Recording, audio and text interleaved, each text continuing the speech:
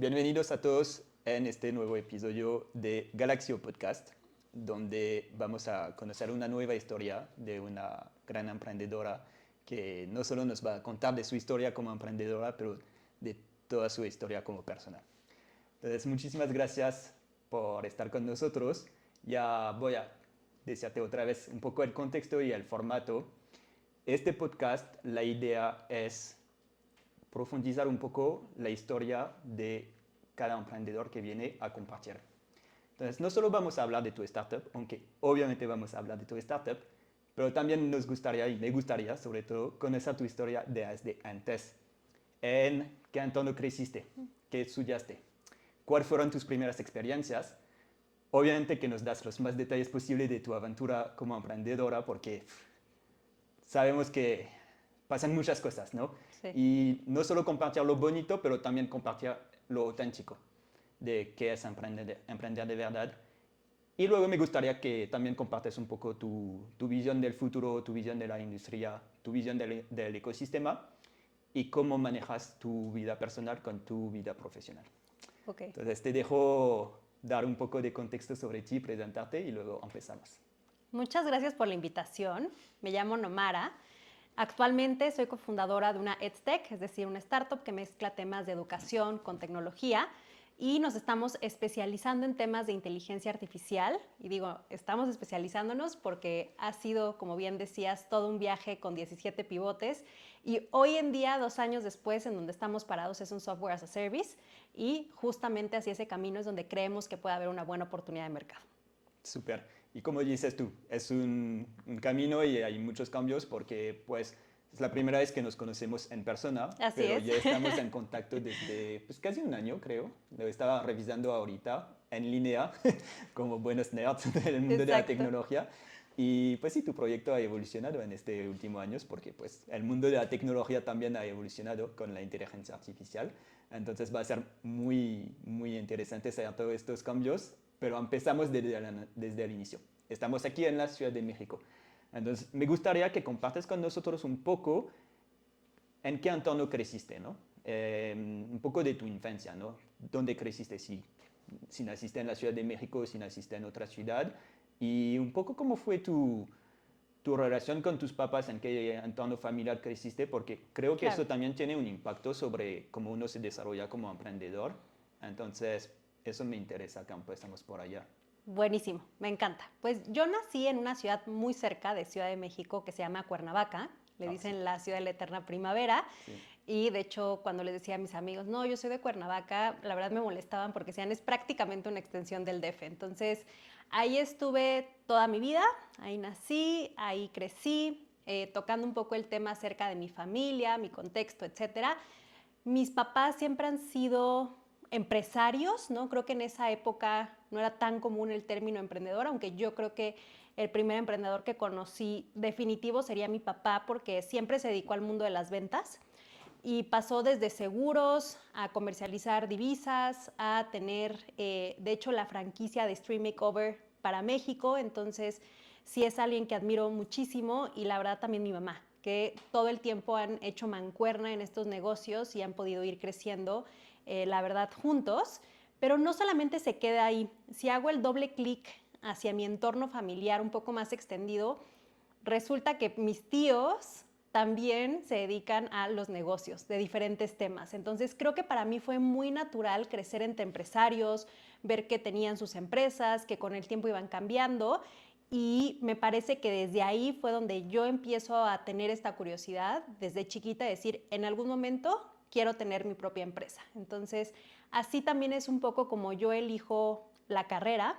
Cuando más adelante, ¿no? Ya me toqué secundaria, prepa, etcétera, y llega el momento de elegir qué era lo que yo iba a querer hacer en un futuro, lo veía, ¿no? De pronto a mis amigos que no tenían tanta claridad de qué área, dónde iban a estudiar, etcétera. Entonces, en mi caso fue una decisión muy natural. Sabía que quería estudiar administración porque quería tener una empresa en algún momento de mi vida, y la otra decisión que tomo en cuanto venía, ¿no? Elegir qué universidad quería yo irme, pues también fue de pronto el ITAM, porque en ese momento estaba como una de las mejores universidades para la carrera que yo quería estudiar. Entonces, eso es un poco acerca de cómo crecí, mi entorno y cómo llego a estudiar administración. Ok, entonces no creciste en el DF, como se llamaba en el No, entonces, exacto. que ahora es Ciudad de En México. México. Creciste en Cuernavaca, tampoco es muy lejos, me imagino que tenías acceso a la ciudad muy fácil y que Sí. venías aquí desde siempre. Es interesante, entonces sí creciste en un entorno muy emprendedor. Y como dices tú, pues el emprendimiento no es solo las startups. Hay miles de formas de emprender y yo digo emprendedores porque, pues, no sé, es la palabra que me sale más natural. Claro. Podría usar la palabra entrepreneur por ser Exacto. francés, pero sí, también de vender lo que hizo tu papá, por ejemplo, está complicadísimo, ¿no? Vender seguros, vender divisas. No es una chamba fácil, es complicado, ¿no? Y eso es la base del emprendimiento y de un empresario. Pero lo interesante es que sí, también tuvo otras fuentes de inspiraciones, no solo tu papá, pero también tu mamá y tus tíos. Ujú.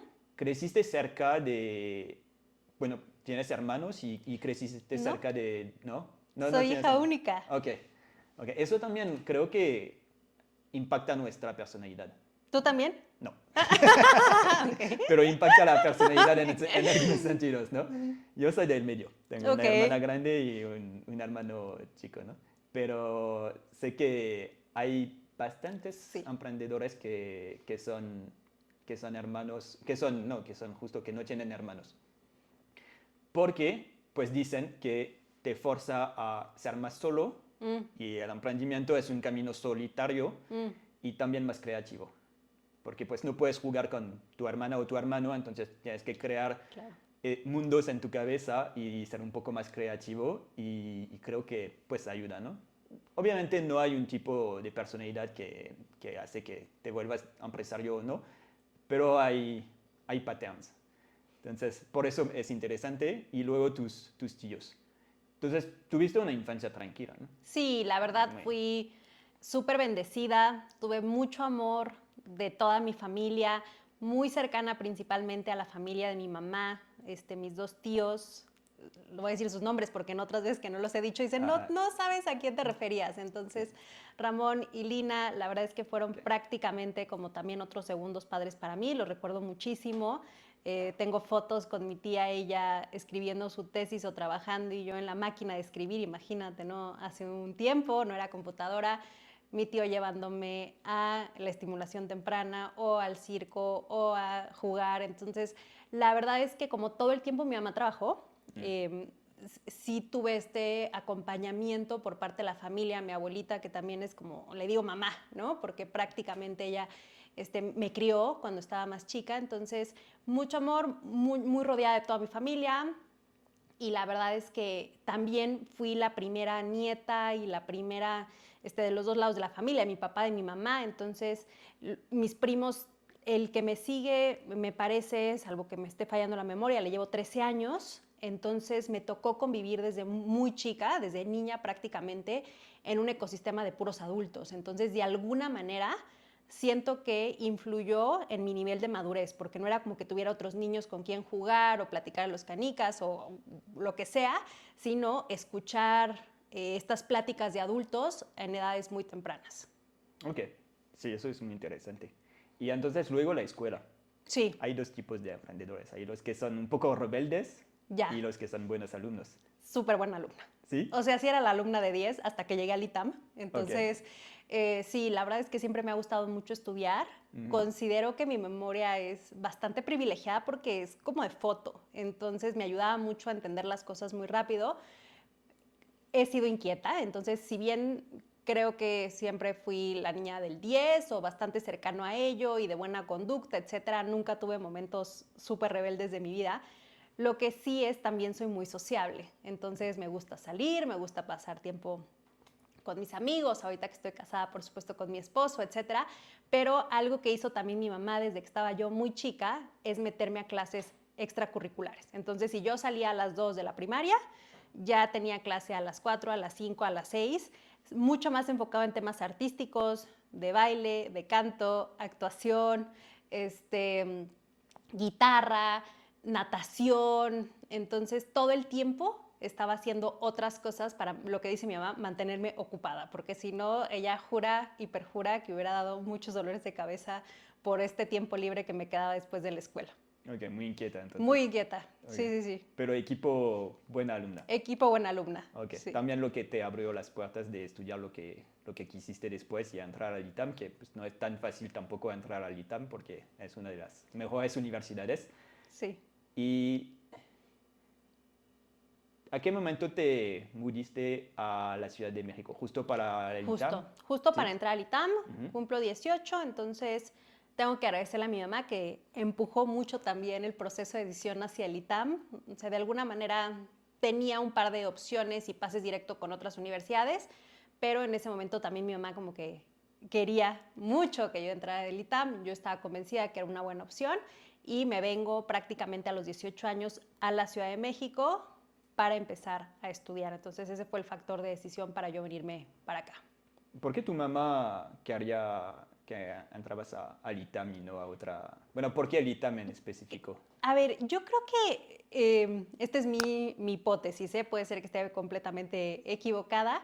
Yo creo que en algún momento a mi mamá le hubiera gustado estudiar en el ITAM, entonces siempre hay una parte de reflejo de sueños, de aspiraciones, de expectativas en tus hijos, hasta cierto punto. Y el otro, un poco por lo que te decía al inicio, estaba segura que si me venía a otra universidad donde tuviera muchísimo tiempo libre, me lo iba a pasar fuera, ¿no? Y me dice, ¿qué te iba a decir? Porque ibas a tener excelentes calificaciones y aparte iba a estar pero jueves, pero viernes, pero sábado, pero domingo, que con la fiesta, que con el amigo, que el concierto, que el antro, lo que sea. Entonces, ella creía que el mejor fit en ese entonces para mí iba a ser el ITAM y la verdad es que 100% me siento muy contenta de esa decisión, que sin duda fue retadora, pero me ha hallado mucho de los skills, competencias, habilidades que hoy en día me han hecho ser exitosa en términos, yo te diría, profesionales y hasta personales. Pues, como sé un poco de tu historia y te stalkeando en LinkedIn, vi que tuviste una larga historia con el ITAM, ¿no? Sí. No solo de estudiante, pero que sí conectaste bien con el ITAM y que Mucho. tienes una relación de amor con el ITAM. Y el ITAM también es conocido por tener muchos emprendedores y empujar mucho el emprendimiento. Así que aquí en la Ciudad de México, si el ITAM está fuerte, hasta tiene programas dedicados y todo este. Y entonces, bueno, estudias el ITAM. ¿Qué estudias? Estudio administración. Ok. Y a partir de ahí, en los últimos semestres, de hecho es administración. Muchos me dicen, estudiaste administración de empresas. Ya llega un punto en donde ya no los quiero como corregir, pero el término correcto es administración, porque parte en que puedes administrar lo que tú quieras. Entonces, en los últimos semestres te daban la oportunidad de elegir una optativa. Entonces, podías escoger finanzas, desarrollo empresarial, marketing, y no recuerdo la verdad que otras 2 o 3 más. Y ya en esa área de especialización yo escojo marketing. Entonces, también ha sido algo que he buscado seguir aprendiendo y me interesa y creo que es relevante y que todo el tiempo, así como estamos vendiendo, todo el tiempo estamos construyendo nuestra marca. Entonces, me gusta mucho, aparte del tema de negocios, particularmente todo lo relacionado con mercadotecnia. Sí, pues a mí también. Entonces luego lo vamos a platicar en detalle. Tú además estás en la industria de la educación, de la EdTech. Sí. Hay muchos cambios en estos momentos en la forma de aprender, de educarse y de formarse. ¿Con qué te quedaste justo de esta maestría, de estos estudios, cuando hoy en día hay gente que dicen, pues ya no vale la pena ir a hacer ir a una universidad porque puedo aprender todo en YouTube y no es equivocado, Claro. pero también tú y yo fuimos a la universidad y aporta algo todavía. Bueno, yo creo. Entonces, me interesa saber, lo que fue el más, que te llevó más valor de estudiar en el ITAM. Qué buena pregunta. Sí. ¿Qué fue lo que más me dio valor? Creo que es esta parte de habilidades analíticas, pensamiento crítico, ser muy racional, que a veces me juega en contra, ¿no? Porque incluso mi vida de pronto la veo como costos de oportunidad y es muy chistoso, ¿no? Porque mi círculo cercano que me quiere soy muy afortunada de tenerlos, me dicen, es que eres la que hace el comentario más nerd de la reunión cuando estamos, ¿no? Con amigas. Entonces, creo que esta formación de pensamiento es lo que me dejó el ITAM. Por otro lado, te diría que la resiliencia. O sea, sí, fue duro, no fue fácil. Y justamente por eso te hace ser como muy, como reponerte. Entonces fue entrar un poco lo que te contaba, ¿no? Yo venía a ser la niña de 10 en la prepa y cuadro de honor y llego al ITAM, primer examen 6.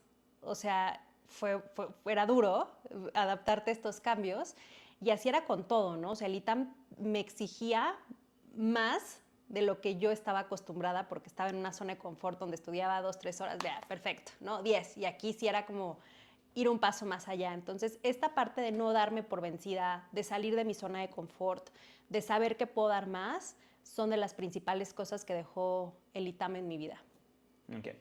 Sí, yo siento que es mucho más cosas de así, que no son las principales que uno puede pensar que va a ser como, sí, voy a aprender de marketing, voy a aprender de finanzas. Eco 4.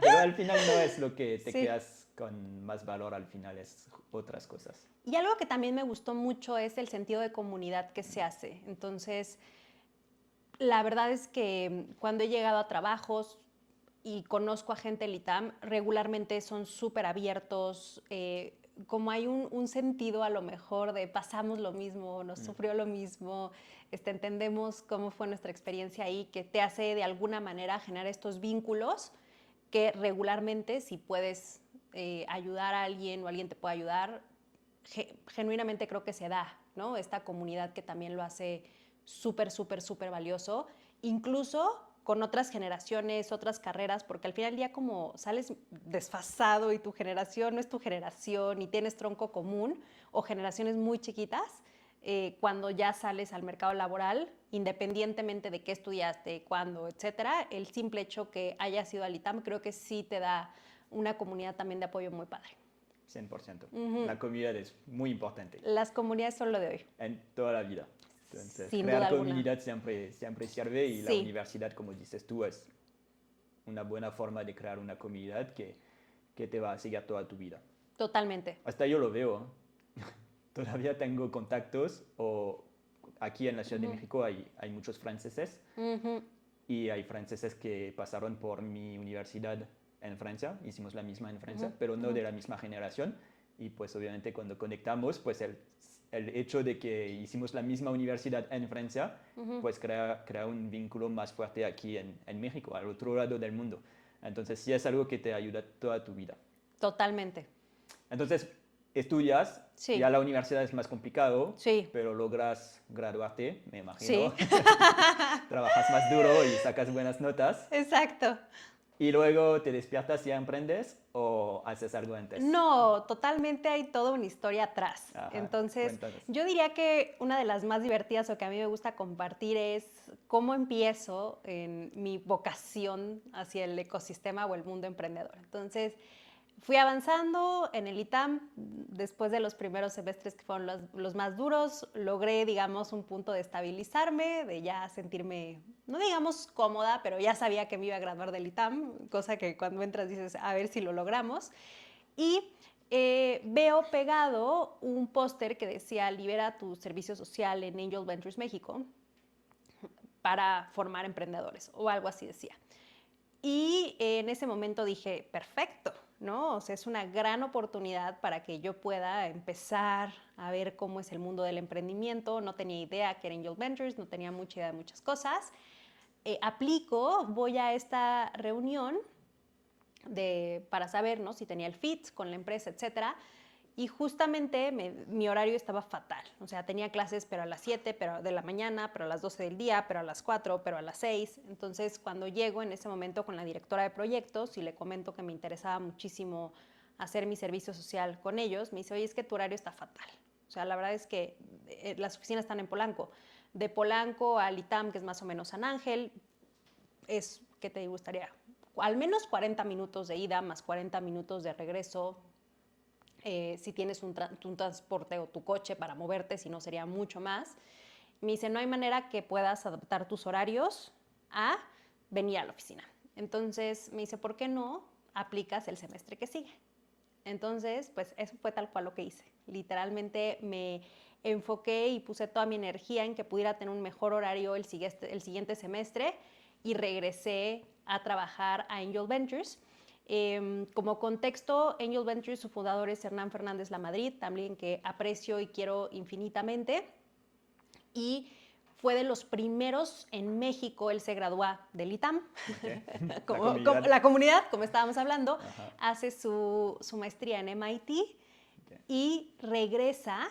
Y bueno, en MIT se da cuenta que hay un ecosistema ya de inversión, ¿no? Que ya existían estas figuras que son los ángeles inversionistas, personas con alto capital que se dedican a invertir en negocios en etapas tempranas, y eso era absolutamente nuevo en México. Yo creo que era, te hablo a lo mejor del 2005, si no es que es un poco más hacia los 2000. O sea, Okay, no, sí. o sea, ahorita ya suena muy común el término inversionista ángel, emprendedor, ecosistema, aceleradoras, incubadoras, pero en ese momento no había un ecosistema desarrollado. Entonces, Hernán con lo que empieza son con desayunos en el Club 51, si no mal recuerdo el nombre, donde juntaba emprendedores, entonces iban a pichar sus ideas a un desayuno y había estos, déjame llamarle inversionistas, que estaban buscando proyectos en los cuales invertir. Entonces, así empieza Angel Ventures México, y a mí lo que me tocaba eran, junto con otros colegas, hacer las fichas o teasers de inversión de los proyectos. Entonces era describir al emprendedor, la industria, el modelo de negocios, rondas de financiamiento, etcétera. Y ahí es cuando yo empiezo a trabajar en temas de emprendimiento. Ok, entonces entraste por el lado inversionista. Así es. Interesante. Sí. Pero súper temprano. Muy temprano. ¿Había fondos de inversión, como los fondos que conocemos hoy en día, los VC? ¿Había estos fondos en México o todavía no? Eran incipientes, o sea, de hecho, después Angel Ventures evoluciona y ellos hacen el primer fondo de coinversión en México, que uno de los principales inversionistas fue el Banco Interamericano de Desarrollo, junto con otras par de inversionistas, pero era muy, muy, muy nuevo, o sea, escasamente yo creo que a lo mejor habría 3 fondos más en esa época, y a lo mejor aquí ya te hablo, ya no voy a dar fechas porque ya no sé en qué año precisamente, pero con la estrategia del gobierno federal de abrir el Instituto Nacional del Emprendedor del INADEM, es cuando ya se empieza a ver este crecimiento mucho más notorio en fondos. Eso ayudó mucho a que el ecosistema pudiera crecer. Okay. Pero en esa época yo creo que eran máximo 2 fondos, 3 en México. ¿Tienes los nombres? No los recuerdo. No. O ¿Siguen recuerdo, operando? por ejemplo, mucho AllVP. AllVP era también con el que hacíamos un par de proyectos estratégicos. Y me parece que ahorita es el único. Ignia también sonaba, pero no había New Ventures. Okay. A lo mejor era un poco más la parte de impacto. Es que muchos de ellos empezaron con programas de aceleración e incubación.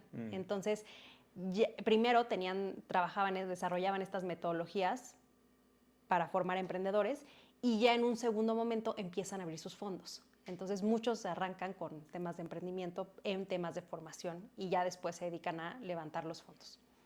¿Cómo era el ecosistema en este entonces, en 2005, 2006, 2007? Porque hoy en día, bueno, es mucho más avanzado y hay emprendedores de todo el mundo. De América Latina, vienen emprendedores de Chile, de Colombia, de Argentina, brasileños que llegan aquí, de Estados Unidos, de Canadá, de Europa, hasta de Asia, que llegan aquí. En 2005, 2006, 2007, cuando tú ibas empezando en este mundo, ¿el ecosistema era 100% mexicano o ya había unos extranjeros? A ver, yo estimo, ¿no?, que Hernán arranca en el 2005 más o menos. Yo me incorporo a Angel Ventures en el 2012 más o menos. Entonces, digamos que ya había trabajado él 5 años en el desarrollo de este ecosistema emprendedor. Cuando yo me incorporo era un ecosistema muy incipiente. Entonces, yo me acuerdo muchísimo que los primeros proyectos, ¿no?, productos que vendíamos era el VP Express, que era cómo hacer un business plan. Okay. y la Academia de Inversionistas Ángeles. Entonces apenas estábamos como desarrollando y enseñándoles a las personas cómo ser inversionistas y sobre todo de negocios que en ese momento, y me encantó este cambio que hubo, se llamaba capital de riesgo, porque al final del día una startup, como todos sabemos, pues lo único que tiene cierto es el riesgo.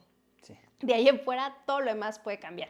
Y ahorita ya se cambió este término a capital emprendedor y me pareció, la verdad, muy lindo la manera de ponerlo para que no fuera cuando llegaras un inversionista, oye, ¿quieres meter tu dinero en capital de riesgo? Creo que ya de entrada habría como más resistencia. Entonces, cuando yo entro en el ecosistema emprendedor, había un par de esfuerzos. Me acuerdo mucho de Guaira, que es la aceleradora de Telefónica, de New Ventures, de Startup México, que también salen muchas de estas incubadoras y aceleradoras a partir de las aportaciones que hace el gobierno federal. O sea, sí se necesitaba inyectar capital, tanto del lado de los fondos como del lado de los emprendedores, para poder crecer lo que era en ese entonces el ecosistema. Muy pequeño, todos nos conocíamos, y ahí es un poco también donde me empieza a gustar mucho el tema de, pues déjame llamarle equidad de género, porque eran el 90% hombres inversionistas y el 10% mujeres. Y lo mismo pasaba con las emprendedoras y emprendedores, ¿no? Eran 90% hombres, 10% mujeres, ¿no? Entonces también ahí empiezo a darme cuenta que hay un área de oportunidad importante para atraer a más mujeres de los dos lados a que pudieran desarrollar este ecosistema. Seguro. Aquí estamos. Y entonces empiezas a trabajar un poco con ellos durante tu servicio social. Exacto. Pero no entras con ellos luego. Porque me dijiste que entras con ellos en 2012, unos años después. Sí, yo empiezo más o menos a liberar mi servicio social 2010, a lo mejor, 2011, y los últimos 2 años de la carrera estaba trabajando y estudiando, y yo me graduó, si no mal recuerdo, por ahí del 2014. Esto es cuando estoy trabajando en Angel Ventures. Ok, entonces fue tu primera experiencia. Mi primera experiencia, entro como servicio social o practicantes, y a partir de ahí me invitan a que me quede trabajando formalmente como, mira, tú lo sabrás en los startups, los puestos son... De todo. Exacto, o sea, es hacer un poco de todos, pero empecé como analista de proyectos, estoy un rato en el área de relaciones públicas y termino como gerente de la incubadora de alto impacto, que es un proyecto estratégico que se hace con el gobierno federal, en las cuales buscábamos a la primera generación de emprendedores que pudiéramos acompañar y crear toda la metodología de incubación, donde nosotros nos estábamos enfocando en temas de levantamiento de capital. Cada una tiene siempre como sus aristas, sus ejes, etcétera. Nuestra metodología, que apoyé y contribuí en la creación de ella, era enfocada en levantamiento de capital. Ok. ¿Cuántos años te quedas con ellos en total? Casi 5. Casi 5. ¿Cómo evoluciona tu rol y Angel Venture? A ver, un poquito era lo que te contaba, ¿no? O sea, arranco como becaria, que era prácticamente hacer de todos. Después estoy un rato en la oficina de proyectos. Después estoy un ratito en temas de comunicación, marketing, relaciones públicas. De hecho, me estoy acordando, hacíamos los primeros eventos que se llamaban Startup Drinks, donde la idea era que los emprendedores pudieran ir, convivir, conocerse, etcétera. Y termino como gerente de la incubadora de alto impacto, donde mi rol un poco era hacer scouting de emprendedores que pudieran estar alineados a la metodología que nosotros tenemos, que estaba muy enfocada en levantamiento de capital, y también un poco contribuir, por así decirlo, con cierto pipeline. Se identificaba emprendedores que ya no estuvieran en etapas tan tempranas, que pudieran tener un acercamiento con el fondo de inversión, que en ese momento ya era una realidad. Entonces, mi rol era principalmente ese, y algo que también agradezco mucho a Hernán es que como él estaba muy ocupado en el levantamiento del fondo, que es prácticamente un trabajo full time, y ya literal, también como emprendedores lo hemos visto levantando capital, te absorbe mucho, pues sí es una persona muy reconocida en el ecosistema, me mandaba a mí. Entonces me acuerdo que la primera vez que me toca a mí a dar una conferencia, igual, ¿no? Escasos 22, yo creo que 23 años, me dice, oye, no voy a poder ir a una charla, ¿por qué no vas tú? Y yo, Hernán, ¿y qué quieres que diga? ¿No? O sea... ¿Hacer tú la charla? Sí, lo que tú quieras, lo vas a hacer muy bien. Y yo, o sea, bueno, pero es que dame más contexto, o sea, te quieren ver a ti, o sea, el gap es enorme, ayúdame. No, no, pues, te va a ir muy bien. Y yo así como de, ok, entonces pues me tocó me acuerdo perfecto, ¿no? Estuve preparando casi toda la noche ahí mi charla para que hiciera sentido, les gustara, me fue muy bien, la verdad. Y fue eso también que me empujaba mucho. ¿De qué hablaste? ¿Te acuerdas? Sí, hablé del modelo de lienzo Canvas y de cómo Cuéntanos. es una metodología Ok.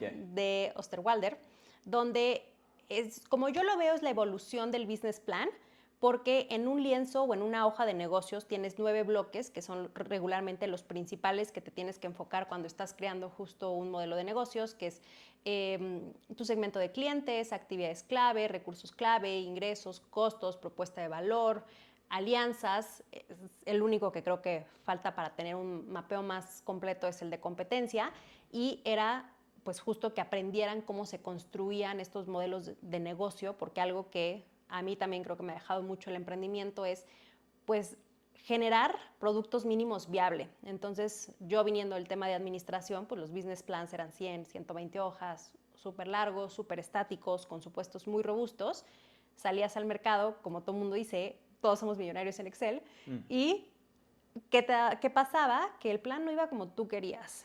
Entonces, el Business Model Canvas, de una manera mucho más ágil y mucho más dinámica, lo que te permitía a ti era darle como un buen vistazo a tu negocio y empezarlo a ejecutar. Entonces, esa era la primera charla que yo di, y también de pitch, de cómo presentar tu idea ante inversionistas. Ok. Entonces, desde 10 años están enseñando cómo hacer pitch. Sí. Vamos a echar chisme. A ver.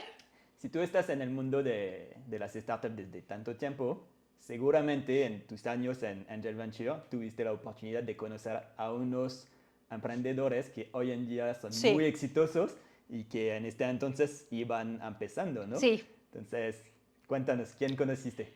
A ver, yo te diría que con el que más tuve oportunidad de convivir es Adalberto Flores, de Quesky. Sí, de Quesky. Ajá, de hecho Ok. fue de las primeras inversiones que estuvieron en el fondo, y justamente iba empezando, acaba de renunciar de Uyala, y sí es como la típica historia de, no sé si Microsoft, pero de que él y su socio trabajando en su sala, de cómo iban a construir esta fintech, etcétera. Entonces, hoy claramente ya Adal es un emprendedor súper reconocido. Y el otro con el que tuve oportunidad de trabajar, no de manera tan cercana, pero que también en ese momento Angel Ventures invirtió, fue Adolfo Babatz. Entonces sí me tocó... De Clip. Sí, ir a sus primeras oficinas, donde apenas había 8 personas, muchos de ellos del ITAM, Adolfo es del ITAM. Y después ahorita, que creo que ya no sé si el número está correcto, pero me parece eran más de 200 empleados, o una cosa, un crecimiento súper importante. Y también otra persona con la que trabajé mucho, pero ella la verdad considero que siempre ha sido una emprendedora súper exitosa, entonces ya está bastante consolidada, es Lupe Latapí.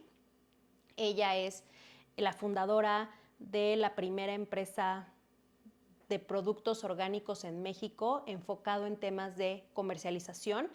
Y ahí también descubro, que me gusta mucho el tema de impacto social, porque ella lo que hacía era capacitar a campesinos en México de cómo certificar sus productos de manera orgánica, y eso, FYI, mi tesis fue de eso, entonces es algo que más o menos ubico. Un producto orgánico te puede costar entre 200 y 300% más caro. Entonces, de entrada, el poderles dar este valor agregado a los productos permitía que estos campesinos tuvieran un mejor ingreso, y ella lo que hacía era colocarlos en el anaquel. Entonces, empiezo a trabajar muy cercana a Lupe Latapí, y también con Enrique Hernández Pons, porque estuve justamente en la transición en la que Herdes compra una parte de Aires de Campo. Ok. ¿Y seguiste en contacto con algunos de ellos o...? Mira, con Lupe justamente fue mi examen profesional del ITAM, porque mi tesis fue de Aires de Campo, pero tengo muchas ganas de reconectar con ella. Después nos perdimos un poco la pista. Con Adal, cuando voy a Guadalajara, tratamos de frecuentarnos, y sí, con Adolfo la verdad es que ya tiene mucho tiempo que no hablo con él. Más que en los aniversarios de Angel Ventures, porque sigo yendo a los aniversarios, Y ahí también, por supuesto, veo a Hernán y a muchos colaboradores que estuvimos en esas etapas juntos. Pues mira, hay la comunidad ITAM, Sí. pero seguro que Angel Venture también creó su comunidad. Sí. Y pues cuéntanos un poco, porque tú creaste la comunidad con ellos y cómo es la comunidad de Angel Venture. La verdad es que es maravilloso. No conozco otra comunidad que haya funcionado tan más orgánicamente que esa. Platicaba justo un día con Hernán y le decía, oye, es que, ¿cómo lo hicieron? ¿O cómo sucedió? Porque, ¿Cuál es el secreto? ¿cuál es el Queremos secreto? saber. Porque todos nos llevábamos muy bien. Eran oficinas pequeñas. Yo creo que a lo mejor cuando yo entré éramos 5, a lo mejor después crecimos como a 13. Creo que más o menos ahorita no deben ser más de 15 personas en las oficinas, pero todos nos llevamos increíblemente bien, el trabajo funcionaba, o sea, una cultura laboral, la verdad, fantástica, que ya cuando sales al mundo real, por así decirlo, a otras empresas, te das cuenta de que no es lo normal, o sea, no es como la constante que es una cultura pues donde todo el mundo colabore, trabaje en equipo, se lleve bien. Nosotros incluso, siempre lo voy a decir, Angel Ventures ha sido de los trabajos más divertidos que he tenido en toda mi vida. Lo disfruté muchísimo porque uno aprendía mucho de los emprendedores, pero el otro lado, todos nos llevamos muy bien y a pesar de que trabajábamos todo el día en la misma oficina, todavía nos íbamos de viaje juntos. Entonces, exacto, eso te dice mucho de qué tan padre era esta dinámica. Entonces, yo creo que esta cultura que teníamos dentro de la empresa es la que pudimos permear con los emprendedores. Entonces, Angel Ventures, digo, igual estoy súper sesgada, pero siempre que te encuentres a alguien, te va a dar como muy buena retroalimentación, muy buenos comentarios al respecto de que se llevan bien con los emprendedores, tratan muy bien a los inversionistas también, por supuesto, entonces reciben a todo mundo.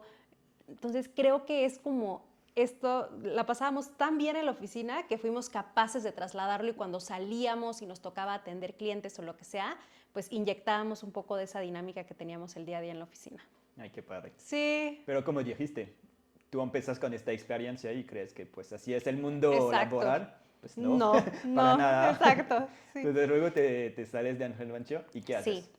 Sí. Justo como te decía, Hernán me mandaba muchos eventos, por un lado, y luego, como éramos muy pocas mujeres en ese entonces en el ecosistema emprendedor, pues me invitaban mucho a mí a charlas, conferencias, talleres, paneles. La verdad es que era súper activa. Estuve trabajando con Mans Challenge como mentora, como juez, con Santander, evaluando los proyectos de emprendimiento que tenían. El gobierno federal en ese entonces me reconoce también como una promotora de este ecosistema, etcétera. Y una de las organizaciones con las que colaboraba yo mucho era justamente el ITAM. Entonces me invitaban a dar clases, me invitaban a dar talleres de modelos de negocio, de pitch, etcétera. Y en ese momento estaba surgiendo el Centro de Emprendimiento del ITAM, que es el EPIC Lab.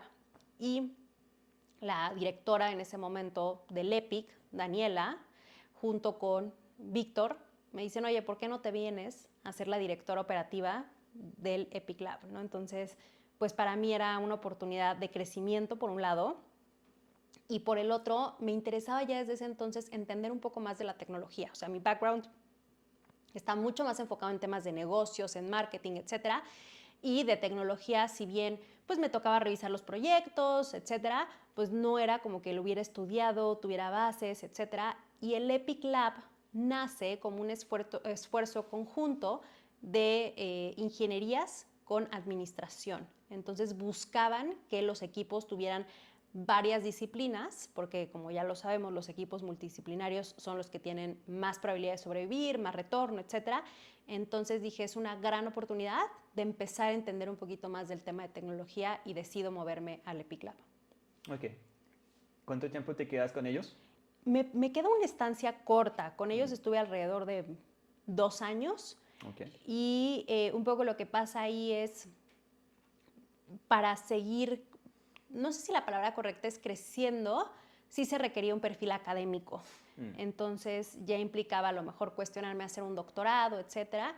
Y en ese momento de mi vida, de haber tenido alrededor de 26 años, 27, no era necesariamente lo que yo estaba buscando, el enfocarme solamente en temas de academia. Disfruto muchísimo dar clases, me encanta estar en contacto con los alumnos, creo que sí tengo una vena de temas educativos importante, pero no quería solamente estar en ese espacio, sino también pues ver un poco más del mundo corporativo y qué es lo que estaba pasando fuera de. Vi que también tuviste una experiencia en el MIT o que estudiaste Sí. allá. ¿En qué momento pasó y por qué? Claro, fue justamente cuando yo estaba en el EPIC Lab. El EPIC tiene una relación estratégica con el Centro de Emprendimiento de MIT y nosotros enseñábamos la metodología de los 24 pasos, que es el emprendimiento disciplinado, ¿no? Es creo que de las pocas metodologías que existen, porque luego no tenemos la idea de que trabajar en emprendimiento es como un día despierto y veo qué quiero hacer, como la realidad es que puedes tener acceso a ciertos recursos o herramientas que te permitan hasta cierta medida que tu camino sea un poco más, déjame llamarlo con orden, porque creo que la estructura muy complicado. Entonces, MIT lo que lanza es una metodología, porque es de las, yo creo que universidades en el mundo que más emprendedores se gradúan de ellos, e identifican pues cuáles son los pasos que tienes que seguir al momento de que quieres tener una empresa de base tecnológica. Entonces, se abre la aplicación para formarme en esta metodología de emprendimiento, aplico, es un programa a nivel global donde aceptan alrededor del 10% de todos los aplicantes y pues justamente quedo aceptada para formarme en 2 tracks. Por un lado vivo la experiencia de emprendedora y por otro lado me certifico como maestra para poder enseñar esta metodología. ¿Y te tocó ir allá? Me tocó ir allá, estuve 2 semanas, estuvieron increíbles, fueron muy rudas. Justamente recordaba hace poquito en una cena con un par de amigos porque empezaba clases a las 7 de la mañana y terminaba clases a las 2 de la mañana. Entonces era todo el día estar aprendiendo, trabajando y claramente creo que el perfil de personas que asisten a este tipo de formaciones es bien particular, donde regularmente somos líderes intensos, workahólicos, como súper clavados. Entonces, como toda esa mezcla hacía que el programa fuera muy intenso. Entonces, yo terminaba a las 2 de la mañana, no me quedé en un lugar cerca de MIT, porque estaba carísimo y ahorita sigue siendo muy caro Boston, pero me tocaba todavía como 1 hora de trayecto a mi casa. Entonces, prácticamente esa semana dormía 4 horas al día para poder tomar la formación. Y vivir tu sueño. Y vivir mi sueño. Yo si tuviera que elegir una universidad en el mundo, estaría ¿MIT? MIT. Hasta estaba investigando porque ahora tienen como una forma de hacer un curso en línea que te dan estos créditos y si tienes lo suficiente de créditos puedes aplicar para justo entrar y hacer como un semestre en MIT. Están dando una oportunidad a perfiles más internacionales, claro, de tener esta oportunidad también. Complicadísimo y sí, me hubiera encantado, pero dije como, es mucho tiempo invertido y mucho esfuerzo y entonces tal vez para otra vida, pero sí, me encantaría, me imagino que la energía allá debe ser algo especial y una experiencia, sí, increíble. Totalmente. Creo que se vuelve súper valioso también, volvemos al tema de comunidades, que lo hacen muy bien las universidades en Estados Unidos. Entonces, sí, al final del día era un grupo súper diverso. Yo me acuerdo mis compañeros Perú, Londres, me parece Arabia Saudita. O sea, sí desde ahí me empecé a dar cuenta de lo complicado que puede ser la comunicación con un equipo y lo que implicaba las maneras de trabajar, etcétera. Entonces, a pesar de que fue un programa, déjame darle corto, porque era alrededor de 15 días, sí vivías toda esta experiencia de los problemas con tus, pues no eran socios, pero tus compañeros, toma de decisiones, liderazgos que por ahí tenías que ir encontrando para que todo el mundo se sintiera de alguna manera cómodo. Entonces fue una experiencia muy padre, muy intensa y que me permite a mí regresar al ITAM a enseñar esta metodología a alumnos de licenciatura y maestría. Entonces, si conectamos un poco los puntos, ya te acercas cada vez más del emprendimiento, de emprender tú misma tu propio proyecto, ¿no? Saliendo del ITAM, ¿ya emprendes o tienes otra experiencia? Todavía no.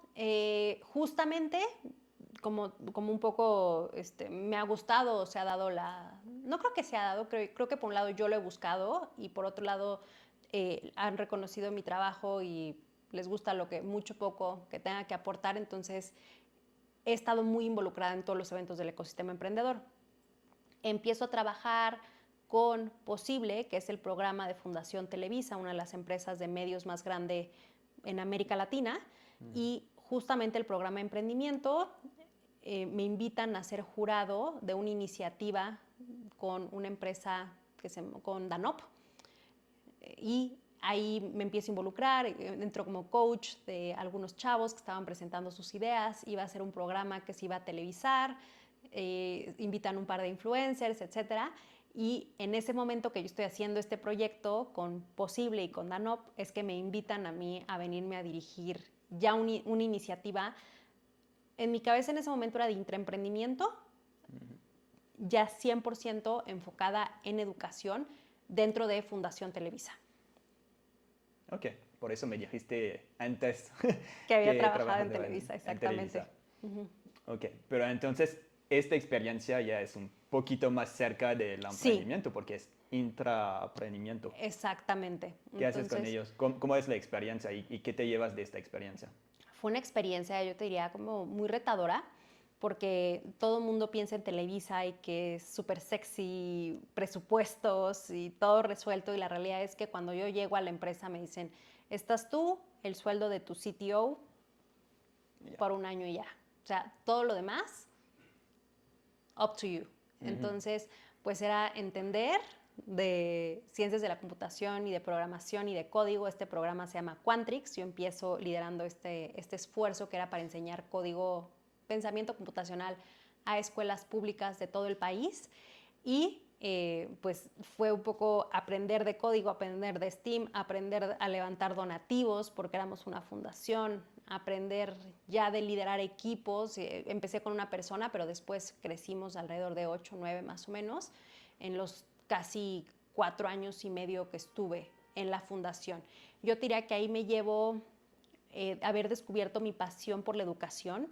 Sí creo que la educación es el factor o uno de los factores de movilidad social más importantes. Sin lugar a dudas hay brechas muy significativas dependiendo de dónde estudias, de qué universidad sales, ¿no?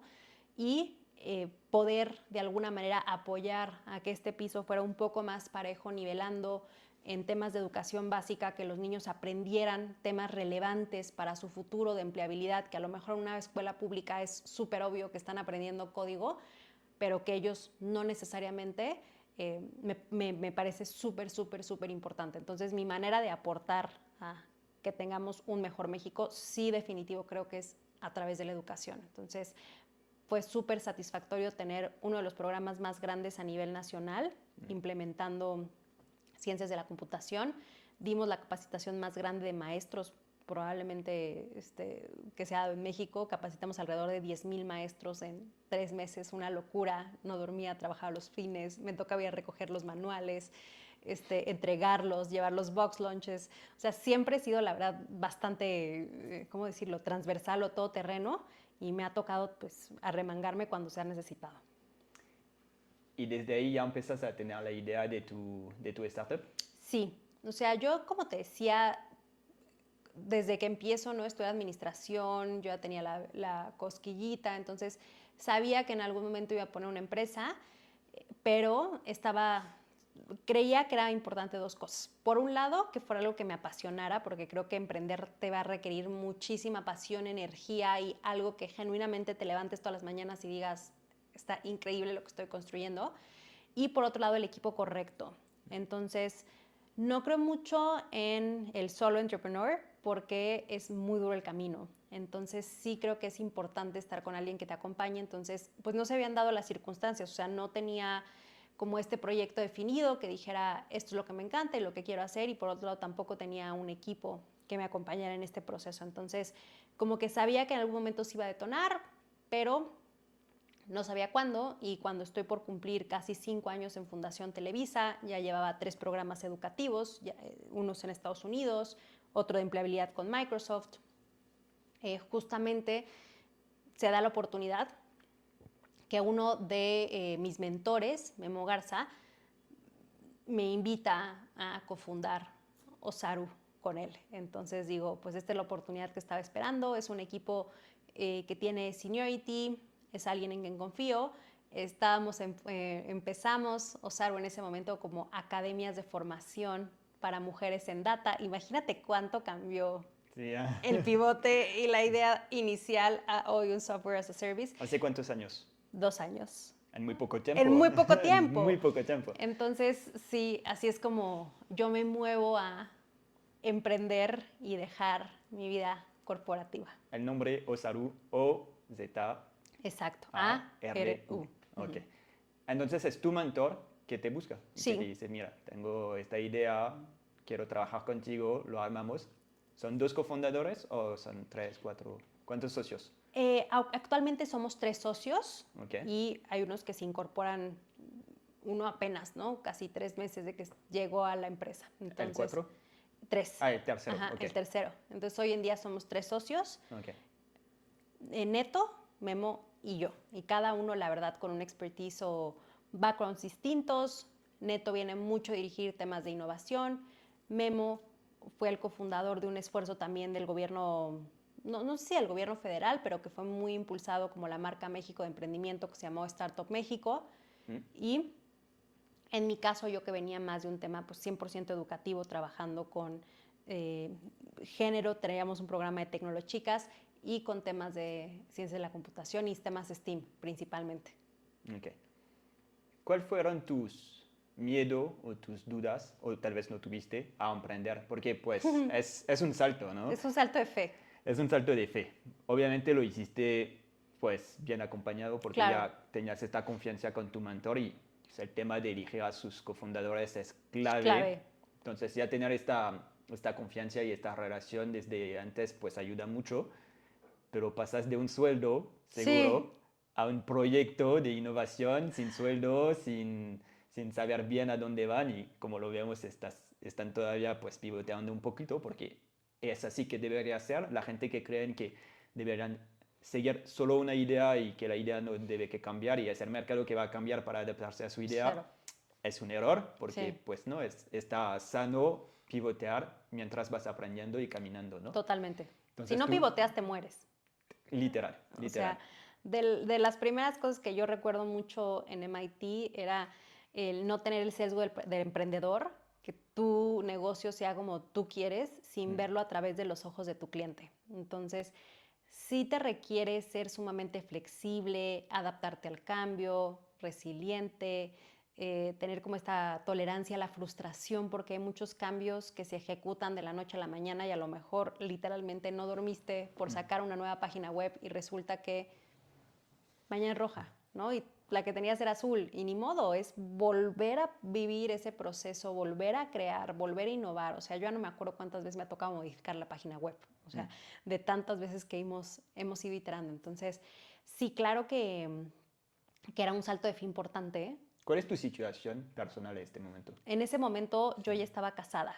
Ok. Me caso en pandemia. Sí, estamos en 2023. Era 2020. 2020, 2020 ok. más o menos, 2021. Y pues se cruza un tema personal donde mi esposo está en Guadalajara y yo estaba en México.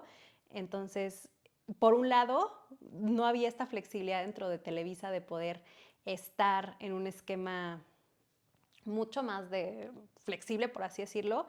Se presenta la oportunidad de emprender en algo que a mí me encantaba, que era educación, mujeres, tecnología, con un socio que yo ya conocía y que me inspiraba confianza. Entonces, como que mi decisión fue bastante como un no-brainer. O sea, era como, nunca voy a tener una oportunidad de pronto como esta, en estas circunstancias. Entonces, la voy a tomar. En retrospectiva, sí creo que no me di la cantidad de riesgo que estaba tomando.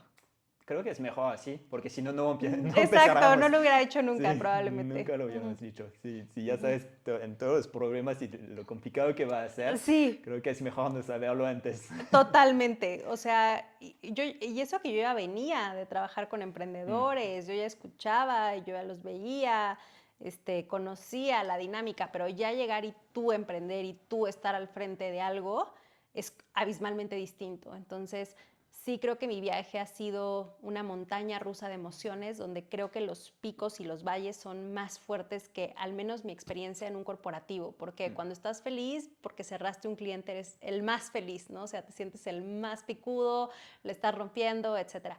Pero también los hoyos o los valles son súper complicados. Entonces, sí, tensiones, hoy en día te diría que para mí los dos principales retos de una startup, que ya me los habían dicho, pero genuinamente no minimizaba, pero no estaba tan consciente de ellos, es flujo efectivo, o sea, el trabajar con grandes empresas que usualmente son las que te pueden pagar un poco mejor, es 30, 60, 90, 180 días. Entonces el tema de flujo de efectivo es súper, súper importante, sobre todo si no traes una ronda de inversión relevante que a lo mejor te acompañe en los primeros años de operación de tu empresa. Y el segundo es el equipo. O sea, el equipo va a ser clave porque es cómo decidimos, cómo tomamos decisiones, cuáles son los valores que tenemos, qué pasa cuando las cosas no van bien. O sea, cuando todo va increíble, todo fluye. Pero cuando las cosas no van bien, sí es, creo que cuando conoces a las personas. Entonces, ha sido un poco mi viaje y los aprendizajes y los retos que he tenido. ¿Qué dicen tus papás y tu esposo cuando llegas y les dicen, pues, Voy a emprender? voy a emprender? Ya. A ver, yo creo que no me lo dijeron abiertamente mis papás, pero creo que sí fue ¿no? O sea, pero a ver, me voy a remontar y perdón, luego soy un poco back and forth, pero de cuando entré a trabajar en Angel Ventures, mi mamá lo que me dice es, oye, ¿pero qué ganas de complicarte la vida? O sea, ¿por qué tienes que gastar 2 horas y media de tu día en ir a una oficina, pagas el estacionamiento, pero tu ropa, pero el esto, pero la comida, versus hacer tu servicio social en el ITAM? O sea, estás loca, ¿no?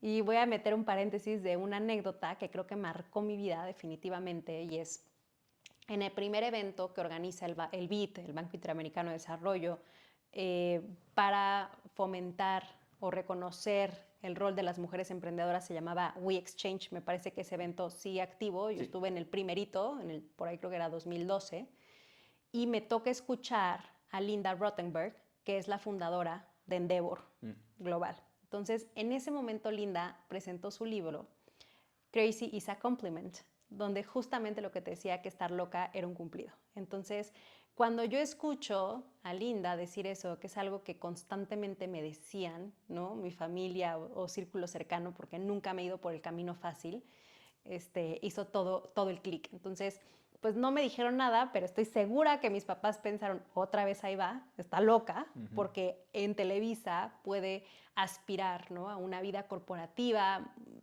con mucho más facilidad y más estabilidad y no irse a aventurarse a lo incierto. Entonces, esa fue un poco la reacción de mis papás, que fueron muy respetuosos en no decirme su opinión, pero juro que fue lo que pensaron.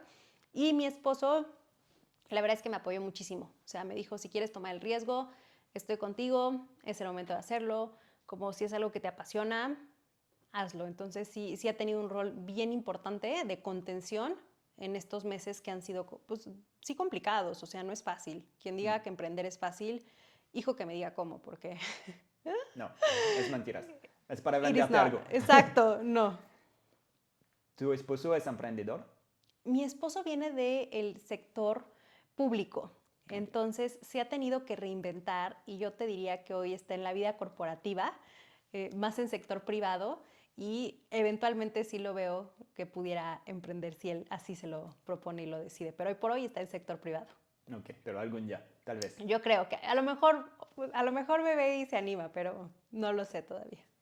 ¿Y tú no sientes que para personalidades como tú, que son muy inquietos, bueno, tu experiencia laboral siempre fue muy cerca del emprendimiento y siempre roles donde tenías que construir todo desde cero, entonces exacto. muy parecido, pero ¿tú te hubieras imaginado en una oficina de una empresa muy grande con solo un rol y unos horarios bien fijos, o es algo que no puedes imaginar? Ay, a ver, yo creo que sí es algo que me he cuestionado, definitivamente. Creo que como todo en esta vida hay pros y cons, tal cual. Entonces también un path en vida corporativa de poder tener una dirección general en una empresa multinacional, claro que suena súper atractivo y me entusiasma. Pero creo que al final del día es un poco ser congruente conmigo misma y recordar a esa Nomara de 18 años que quería tener su empresa. Entonces, pues sí, intentarlo, lucharlo, ir por mi sueño. La vida da muchas vueltas, entonces tampoco diría, nunca en la vida regresaría a un corporativo porque no sabemos, ¿no? O sea, qué es lo ¿Quién que... sabe quién te va a comprar? Exacto, Y me luego te obligan a compran trabajar y me 2 obligan años. para, exacto, de 9 a 5. Sí. Pero hoy por hoy sí donde creo que mi perfil, platicaba con uno de mis mentores también, el director de Fundación Gigante, Juano, que quiero y admiro muchísimo. Y le decía, es que si en algún momento te cuestionaras, tu vida corporativa, ¿en qué puesto te verías? Y yo así, excelente pregunta. O sea, porque la vida me ha llevado a ser hasta cierto punto generalista. O sea, he tenido que aprender, pero de finanzas, pero de operaciones, pero de marketing, pero de ventas. Yo no venía a hacer nada de ventas, ¿no? Y de repente fue llegar a una startup, si no vendes, te mueres. Entonces, creo hoy por hoy que, salvo que fueran áreas de Open Innovation o emprendimiento o estrategia a lo mejor, como que mi perfil y lo que me he formado hace mucho más sentido en una startup que en un corporativo. O intrapreneurship. Ajá, exacto. Todas las empresas grandes en general tienen Exacto. estos grupos que se dedican A a innovar. emprender, a innovar. Hablaste muchas veces de tus mentores. Sí. En el mundo del emprendimiento es un tema. Yo, por ejemplo, nunca tuve un mentor. Mucha gente que me inspiraron y que me apoyaron, pero nunca tuve a alguien como un mentor. Claro. Hay mucha gente que no tienen mentores y que quieren tener uno. ¿Cómo encontraste a tus mentores? ¿Cómo alguien se vuelve tu mentor? ¿Y qué te ha aportado tener mentores ya hasta la fecha? Qué buena pregunta. Mira, sí, sí soy súper afortunada porque yo creo que ahorita de tener alrededor de... Laura Jacome es una directora de una empresa de ciberseguridad muy reconocida, se llama Mática en Latinoamérica. Juan Manuel Juano, de Fundación Gigante. Lupina Loperena, la directora de responsabilidad social de Microsoft. Yo te diría que son personas que han estado en varios momentos y en etapas de mi vida profesional. Y también creo que los mentores van cambiando, ¿no? O sea, como te comentaba un poquito al inicio, en algún momento para mí Hernán, ¿no? No fue tan cercana esta relación de mentoría, pero fue alguien que la aprendí muchísimo. Cuando trabajo en Fundación Televisa, trabajar con Alicia Lebrija, también una mujer súper reconocida en temas de filantropía en México, Exitam, fue alguien que me acobijó, me arropó, que siempre estuvo, la verdad, apostando, te diría, por mi desarrollo profesional dentro de Televisa. También la considero una mentora. En su momento y actualmente Daniela Ruiz Massieu también fue alguien que mis jefes, curiosamente, en la mayoría de los casos hemos sido capaces de construir una relación de mentoría. Entonces, creo que por un lado mis jefes han sido mis mentores y por otro lado, personas que he ido conociendo a lo largo de la vida, que en ese momento compartimos inquietudes o pasiones similares y definitivo son personas que digo, me gustaría verme como ellos en 5, 6 o 10 años. Entonces, se han dado hasta cierto punto de manera orgánica estas relaciones de mentoría.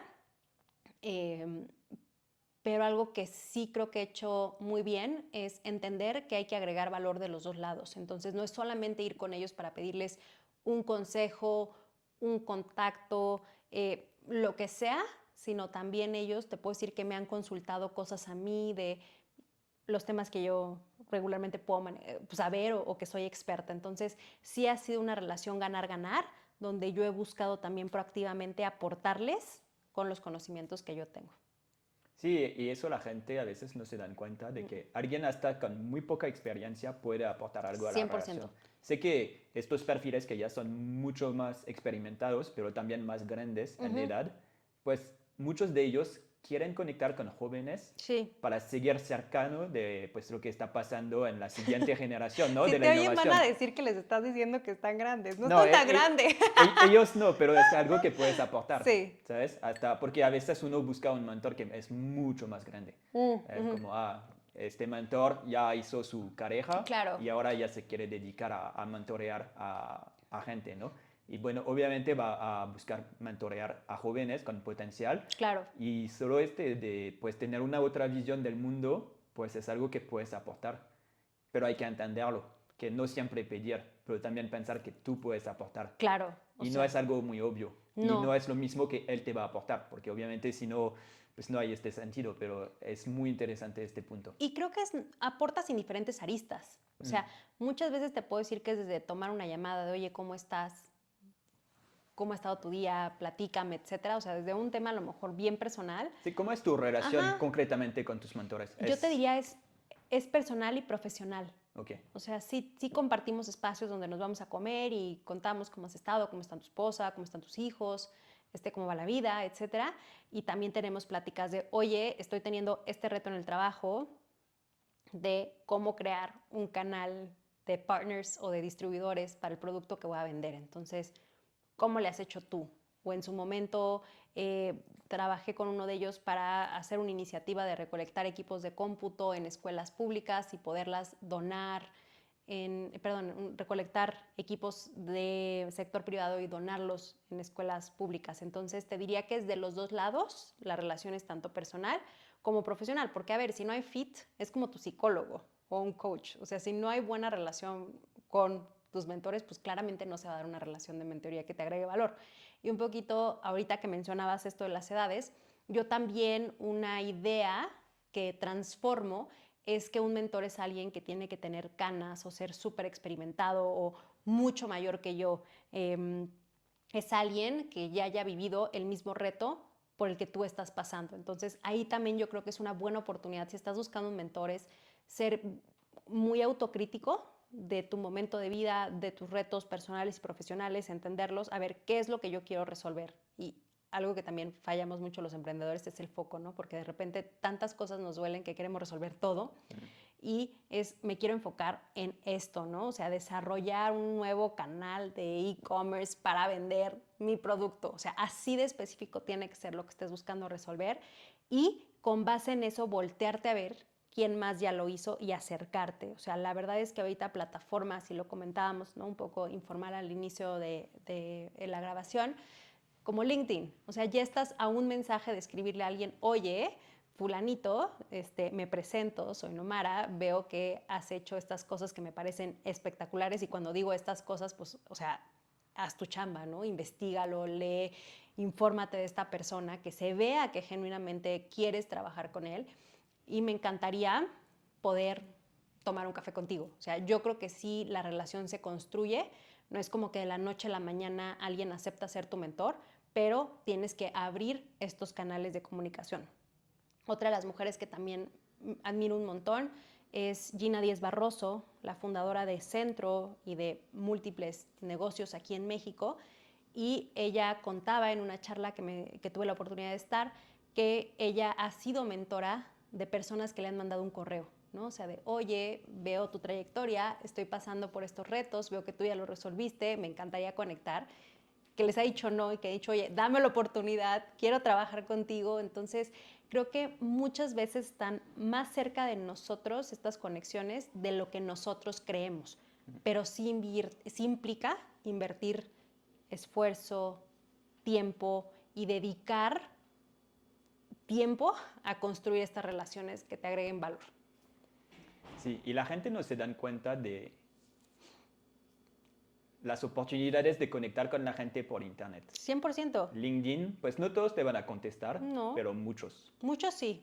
Y si quieres aumentar tus chances de que te dan una oportunidad de tomar un café con ellos, pues vamos a hablar del tema del contenido. Pues creas contenido. Claro. Es un valor que puedes compartir y también ayuda a que la gente te ubican y que te toman más en serio porque están como, ok, esta persona está creando contenido, está haciendo algo, está intentando moverse, entonces pues sí, le voy a dar una chance, ¿no? Claro.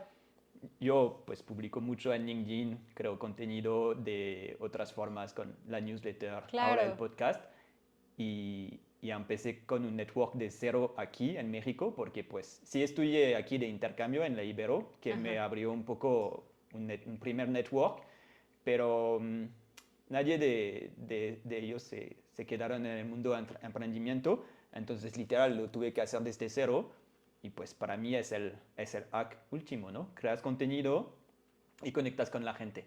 Y poco a poco, pues vas a desarrollar tu network y vas a tener acceso a más personas y a personas cada vez más interesantes. Claro. Y eso es un superpoder.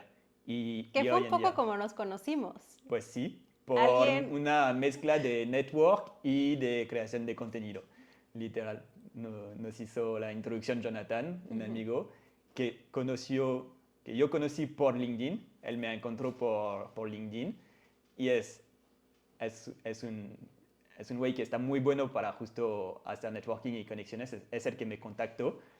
Nos fuimos por una chela y pues luego me ayudó en mi newsletter y luego nos conectó y hoy en día ya aquí estamos, ¿no? claro. Eso está buenísimo. Bueno, ahora vamos a Osaru. La historia ya tenemos una idea un poco, pero ahora sí, cuéntanos más en detalles pues, de cómo empezar, cuál es tu rol, cuáles fueron los pivots, todos los detalles, ¿no? Buenísimo. Pues nosotros, esta idea nace, la verdad, principalmente de Memo, donde él trabajaba en Entity Data, una de las consultoras más grandes, me parece, a nivel mundial en temas de datos, y identifica que hay un gap, falta talento en temas de tecnología, que a ver, 100% lo creo y creo que sigue faltando. Entonces, con esta idea en mente es que pensamos en lanzar una academia de formación para jóvenes en temas de tecnología que las empresas están buscando talento y vincularlos. Entonces, en ese momento arrancamos con UX UI, con datos, con RPAs y me parece que eran principalmente los 3 tracks que teníamos. Y en ese momento ya es cuando empezamos y lanzamos nuestra primera generación. Para nuestra aspiración era, veía hace poquito, ¿no? Los reportes, colocar a 5,000 Ronins, les llamábamos Ronins, ¿no? En el primer año. Y pues así fue como un poco arrancamos, ¿no? Con esta idea de poder tener una academia de formación en temas de tecnología que le permitiera a jóvenes tener oportunidades en temas de empleo y queríamos meter una vertical muy fuerte en temas de género porque veíamos que si el gap, o sea, si bien faltan posiciones en tecnología, si haces el zoom, pues es aún más el número de mujeres que faltan. Entonces, pues la verdad es que empezamos él y yo, me acuerdo que estamos en un coworking.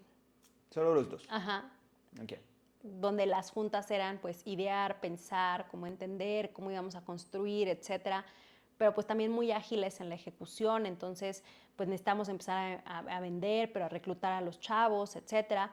Después me parece se agrega una colega más, Wendy, ya somos 3, y pues ahí empezamos como a tratar de hacer que esto funcionara, que tuviera pies y cabeza, y eventualmente se empiezan a incorporar un par de perfiles. Creo que de pronto ahí fue de los primeros errores que te diría que siento que tuvimos, porque empezamos a crecer más rápido del volumen de ventas que necesitamos para tener esa operación. Entonces, ¿Cuánto tiempo se demoraron antes de hacer la primera venta? me parece como 3 meses. Ok. O sea, fue relativamente rápida.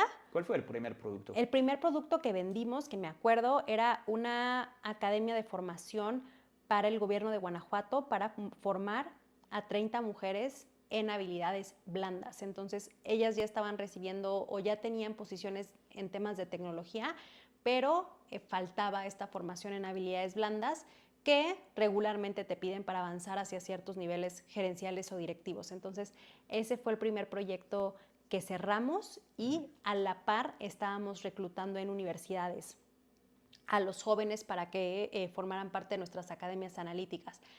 Algo que me llamó muchísimo la atención es, nosotros queríamos reclutar a mujeres, ¿no? Entonces, dentro de mis responsabilidades que estaban marketing y ventas, en algo que englobamos como growth, que creo que sigue evolucionando y para serte honesta, creo que mi rol es mucho más transversal que solo growth. Lanzamos un comunicado y posteos en LinkedIn, etcétera, donde decía, buscamos reclutar mujeres para formación con becas al 100%. Aplicaban 90% hombres. Entonces, sin duda, creo que hay temas de género importantes que atender y pues cuando me doy cuenta de este reto o este problema que estamos teniendo, no recuerdo, para serte honesta, con quién hablo, pero un poco lo que me dice es, no, Mara, si quieres reclutar a mujeres, tienes que ir por ellas, o sea, literalmente ir a las universidades. Entonces, fue lo que hicimos, pusimos un par de stands en las principales universidades públicas en México y reclutamos, se inscribieron al programa alrededor de 200 mujeres para que las pudiéramos formar en las academias. ¿Levantaron capital? En ese momento no, empezamos... Capital propio. Capital propio, un par de ahorros, muy enfocados también en tema de bootstrapping y ventas, etcétera, pero ya fue más avanzando que sí logramos un par de inversionistas ángeles con tickets pequeños, pero sí logramos levantar una ronda de inversionistas ángeles. ¿Por qué no empiezan desde el inicio con primero levantar dinero y luego desarrollar el producto? Porque con tu historia, como tú ya tenías todos los contactos, pues hay muchos que toman este camino de que pues ya trabajé en un fondo, ya tengo todos los contactos, claro. Entonces pues mejor voy a hacer un PowerPoint, voy a pitchar a mis amigos, levanto un poco de dinero y con este dinero arranco el MVP. Yo creo que hubiera sido lo inteligente, ¿no? ¿Sí? Hacerlo así, pero no, fue como un poco la adrenalina de ya, vamos a arrancar, ya hay un PowerPoint, hay ciertos ahorros, de las ventas seguramente nos permitirán irnos bootstrapeando. Y algo también importante es, en ese momento que estábamos hablando de temas de formación, honestamente no sé qué tan atractivo era para un venture capital donde la tendencia ha sido ir hacia más temas de tecnología. Entonces, también yo creo que no estaba tan segura que el producto como tal que teníamos en ese momento fuera susceptible de este capital de riesgo. Porque no es muy tecnológico. No. Literal iban a dar las íbamos a dar las clases, exacto. En ese momento creo que nos parecíamos como a un laboratorio, por ejemplo, ¿no? Entonces, sí está mucho más un tema de impacto social, un tema de formación. Laboratorio era la empresa. Ajá. No, laboratorio, pero la empresa. Exacto, la empresa. Sí. Y algo importante es, en este proceso de nosotros definir el modelo de negocio, como que también creíamos, ¿no?, que a lo mejor iban a llegar las ventas antes. Y volvemos un poco a lo que te decía. Si ya estábamos operando, ¿no?, ya habíamos tomado la decisión de arrancar, es enfocarte o en operar el negocio y vender o levantar capital. Entonces, en ese momento decidimos, pues, poner manos a la obra y empezar a operar y a vender. Yo creo que tomaron el buen camino. No es el más fácil, no, pero es el buen camino en el sentido que les obligaron, como dijiste, a hablar con el mercado. Porque cuando empiezas levantando dinero y luego desarrollas tu producto, en ningún momento estás hablando con el mercado. Entonces, a veces empiezas desarrollando algo que nadie quiere. Sí. Porque ya tienes esta comodidad de tener el dinero, ¿no? Entonces, haces la parte, entre comillas, fácil, o por lo menos la que nos mueve más, es de construir el producto, ¿no?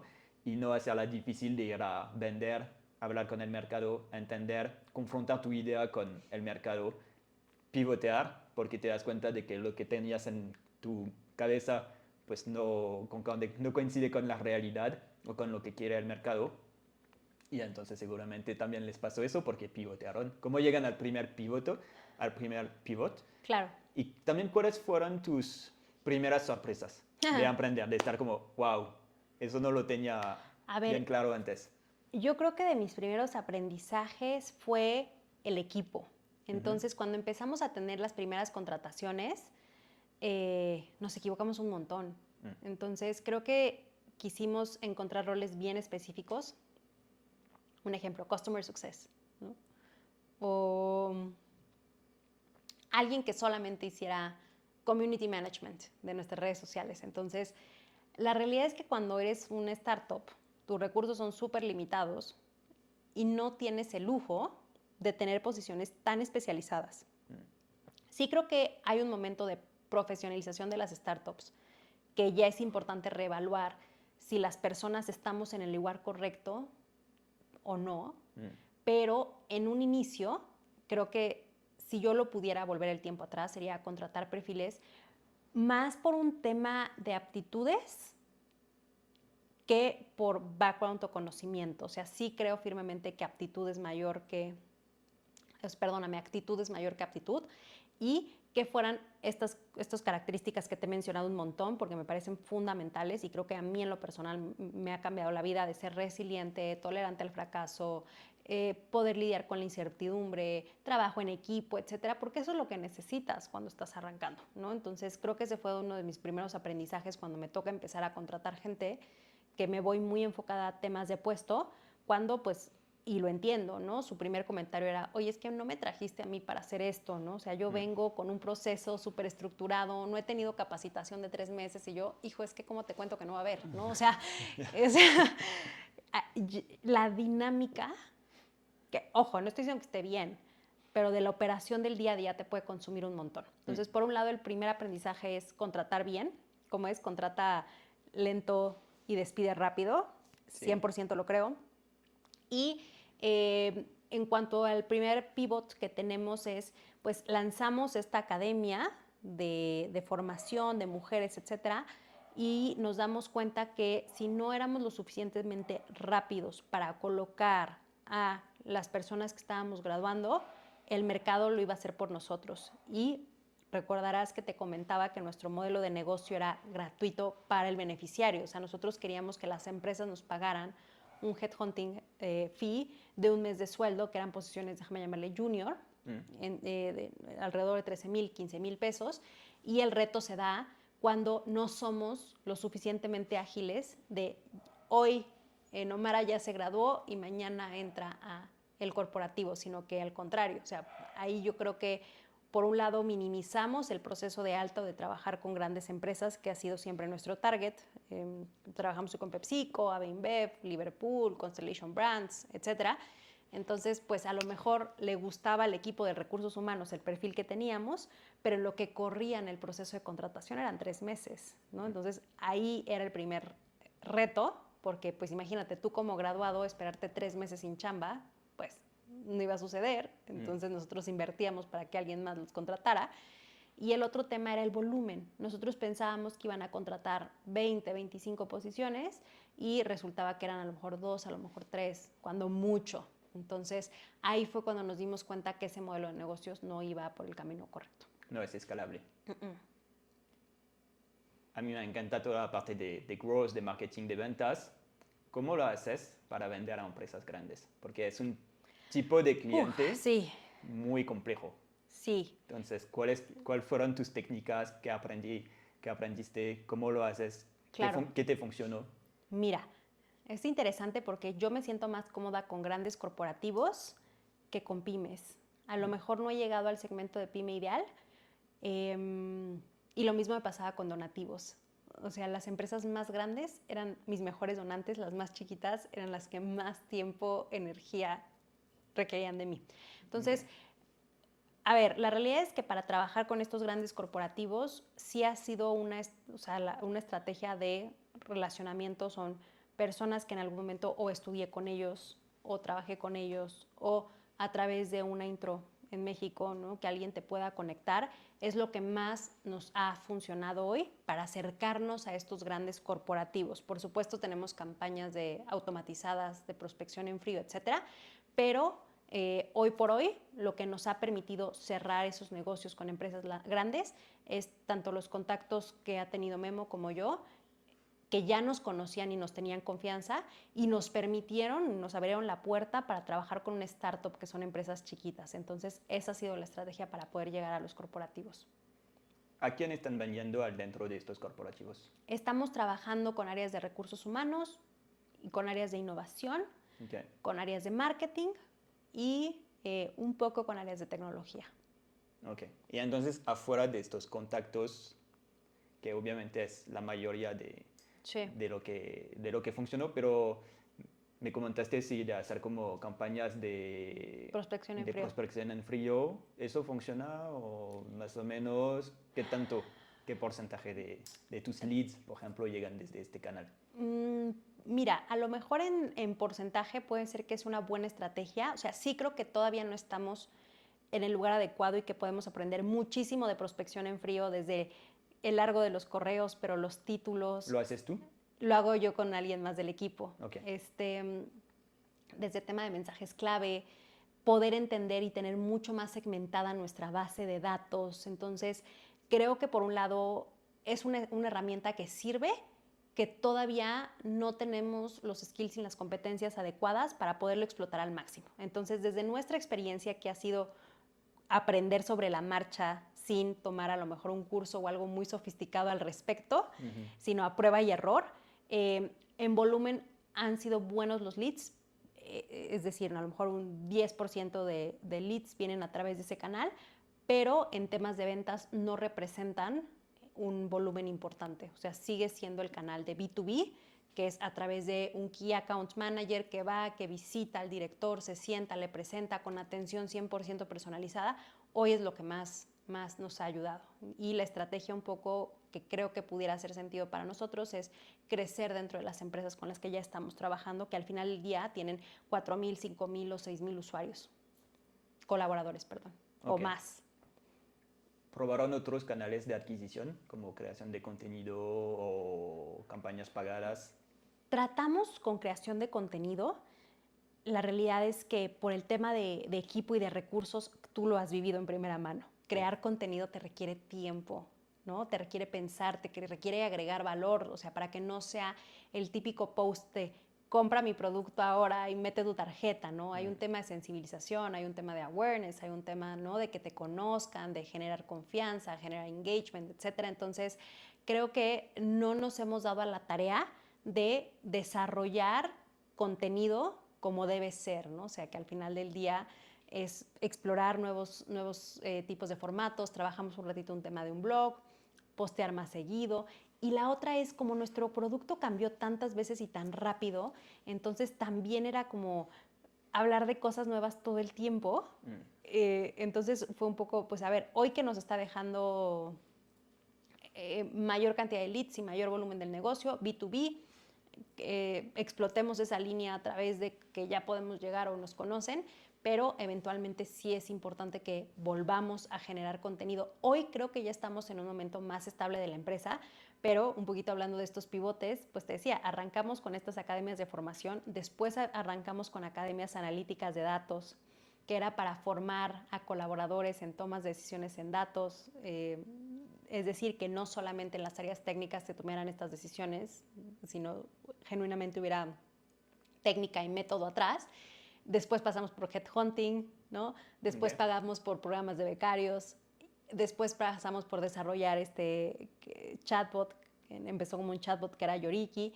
Hasta hoy ya Yoriki tiene, por así decirlo, personalidad propia y queremos y sabemos dónde es donde está agregando más valor. O sea, Yoriki nace como un complemento de las academias analíticas donde decimos, oye, imagínate que tienes una duda y pues quieres hacérsela a alguien. Pues, pregúntale a Yoriki, tu mejor amigo en el trabajo, ¿no? Entonces empezamos así con este chatbot que vivía en WhatsApp y eventualmente, escuchando a nuestros clientes, nos dicen, oye, es que eres muy bueno enseñando datos, pero al final del día, volvemos, las áreas de datos en México no son necesariamente muy grandes. O sea, todavía se tiene que desarrollar muchísimo esta cultura de toma de decisiones basadas en datos.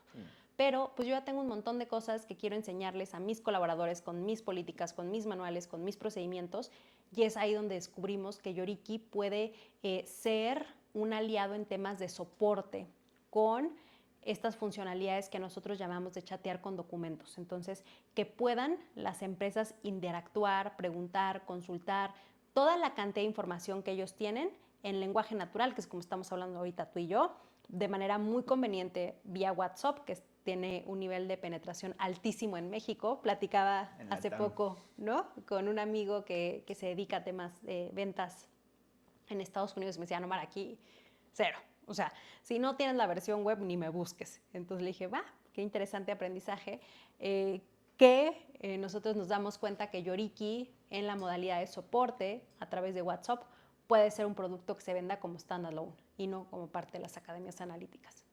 Entonces ahora se enfocan al 100% en Yoriki. En Yoriki. ¿Que va a ser un modelo SaaS? Exactamente. 100%. 100%. Y entonces ahí, bueno, primero, por curiosidad propia, ¿por qué no funcionó la parte de headhunting? Porque es un mercado grande y hay muchos que hacen mucho dinero con el headhunting. Lo probaron y Sí. ¿por qué no se clavaron en este? ¿Por qué lo dejaron? Mira, lo que nos pasó, y piensa que fuimos bien experimentales. O sea, aquí la verdad es que creo que mucho del ADN de los founders es de tomar mucha acción y ejecutar, y si no, no funciona, cambia. Entonces, ¿a qué voy con esto? Ahí sí ninguno veníamos de hacer headhunting. Entonces, fue otra vez aprender, entender, y las primeras negociaciones que tuvimos, nosotros no cobrábamos, por así decirlo, un headhunting previo para aperturar la vacante. Entonces, lo que muchas veces pasaba es que invertíamos 2-3 meses en buscar a un candidato y o se cerraba la posición en la empresa y no habíamos cobrado algo, o ya tenían otro candidato porque no teníamos exclusividad. Entonces, creo que también el modelo de negocios no lo teníamos tan pulido para el tema de headhunting. Ok, entonces falta de entendimiento de cómo funciona la industria Sí, y el negocio. claro, y también un poco como reevaluar hacia dónde queríamos enfocarnos. Entonces, sí creíamos que la naturaleza de la empresa iba hacia más temas de educación y tecnología y no necesariamente un tema de headhunting. ¿Y cómo hicieron este cambio hacia un producto aún más tecnológico? Porque ahora ya se necesita otras habilidades para desarrollar el producto. Yo creo que empieza con las academias analíticas, donde ahí como funcionaba era también un modelo, déjame llamarle hasta cierto punto tradicional, donde teníamos un metaverso, ¿no? Este espacio virtual donde podías entrar con tus colaboradores y tomabas clases, metíamos concursos, teníamos por supuesto, ¿no?, una serie de expertos. Ahí ya nos clavamos muchísimo en tema de datos y teníamos a este chatbot que pudieras consultar. O sea, siempre hemos tenido claro, y creo que a todos hoy en día los 3 founders nos gusta el tema de educación y tecnología, que no hay manera en que escales si solamente tienes un profesor que dé las clases. Entonces, fue así como que empezamos a descubrir, oye, si tenemos un chatbot y entonces pueden consultar, y si aparte, no sé, a través de ellos les podemos mandar contenido. Está comprobado que cada vez leemos menos, que nuestro spam de atención es mucho menor. Podemos probar otro tipo de formatos de aprendizaje que nosotros llamamos Rapid Learning. Pues vamos hacia ese camino, ¿no? Entonces fue donde empezamos a entender que Yoriki podría funcionar como un stand-alone, o sea, un producto solo y que no formara parte de la academia analítica. Entonces, a partir de que empezamos como a hablar con los clientes y nos dicen, ay, es que no tenemos tiempo, no queremos tomar formaciones de 40 horas, si tengo una duda necesito que me la resuelvan en este momento, fue que hicimos como el aha moment de que Yoriki pudiera ser ese producto que los clientes sí estaban dispuestos a pagar por ello. ¿Tú crees que ya encontraron su famoso product market fit? I'm not sure. O sea, creo que eso, a ver, el panorama se ve súper favorable y sí lo ves, ¿no? Al final del día, como todos los que nos dedicamos a ventas, cuando ves tu funnel de ventas y empiezas a ver, ¿no?, número de leads, cotizaciones, volumen de conversaciones que traes sobre la mesa, etcétera, sin duda se ve un escenario mucho más favorable que con otros modelos de negocio que estábamos teniendo. No sé si todavía ya estamos en el momento ideal. Creo que va a ser un tema de iteración continua y de agregar nuevas funcionalidades al producto y seguir hablando con nuestros clientes, pero definitivo creo que vamos por un muy buen camino. Ok, pues está perfecto para hacer la transición hacia la última parte de la plática. ¿Cómo ves el futuro? ¿Cuáles son sus planes para su startup? Pues mira, nos encantaría poder abrir oficinas en otros países. O sea, sí eventualmente... ¿En Francia? Oh, claro. Vamos a abrir Francia. en París. Exacto. A ver, creo que Estados Unidos siempre es un mercado súper interesante, pero definitivo, como te decía, ¿no? Ahí requiere otro producto que hoy en día no tenemos y que construir, y que ya aprendimos que para desarrollar producto lo desarrollamos cuando un cliente nos lo pide, no porque a nosotros se nos ocurrió que hoy necesitamos una versión web. No.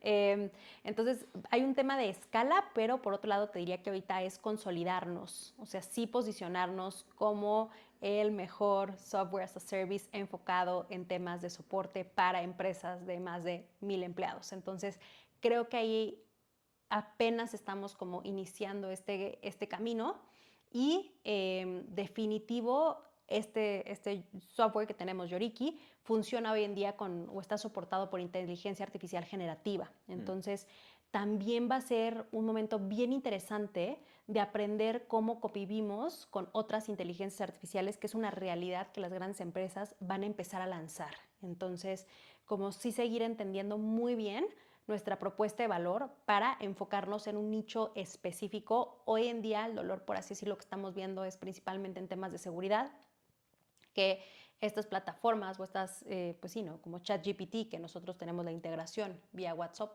pues cuando consultas o metes información, de alguna manera la información deja de ser tuya, ¿no? Entonces nosotros sí tenemos servidores donde vive la información, la puedes consultar de manera segura. Entonces es ir entendiendo el espacio donde puedes agregar valor dentro de todas las inteligencias artificiales que están saliendo cada día.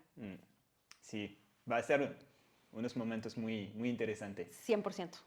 Ok, llegamos a la parte más personal de que cómo ha cambiado tu vida personal desde Oye, que... qué bueno que lo demás no fue personal, ¿eh? O sea, todo ha sido personal. Sí, no muy personal, pero el balance con justo... Ay, Es ya. que sí, eso es muy común de un founder, que se mezcla el personal y el profesional. Claro, 100%. Pero hablamos mucho de tu personal profesional, Ya.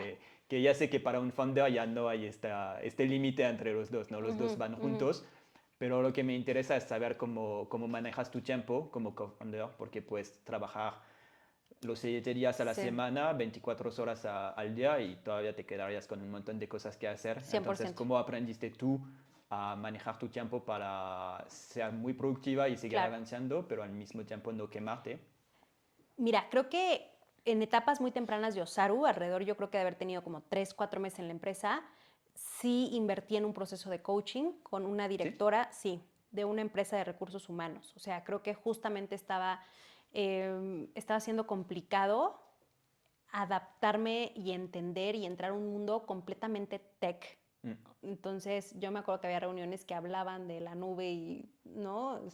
Arquitectura, y yo, ¿de qué me hablan? ¿No? Entonces sí pasé por un momento bien retador en temas técnicos, entonces como entender, porque mi naturaleza siempre ha sido clavarme y volverme la mejor y entender todo perfecto, y fue saber hasta qué nivel yo necesitaba dominar el tema o necesitaba hablar un lenguaje de negocios técnico. Hoy sé que es hablar un lenguaje de negocios técnico porque yo no voy a ser la que construya, ¿no? La arquitectura de una empresa. Entonces pasé por un proceso de coaching para, uno, definir este rol que iba a tener yo dentro de la empresa y cómo me sentía cómoda yo, y el segundo, mi tiempo, porque sí ya estaba siendo complicado manejar lo personal y lo profesional. Y añádele, que me imagino como muchos emprendedores, pues trabajamos en modelos súper flexibles, es decir, yo el 90% trabajo en casa, el 10% en la oficina. Entonces, pues era como de cierro mi estudio y estoy en mi casa, pero cómo me desconecto porque tengo el pendiente, pero no he mandado, y cualquier momento me podía salir de mi recámara, mandar un correo. Entonces, sí, el tema de desconexión era súper complicado. Entonces, ahí la verdad es que un tip que ella me ayudó mucho es genuinamente anotar todo en mi agenda. Entonces, empecé así 6:30 de la mañana, hago bici, me encanta hacer ciclo.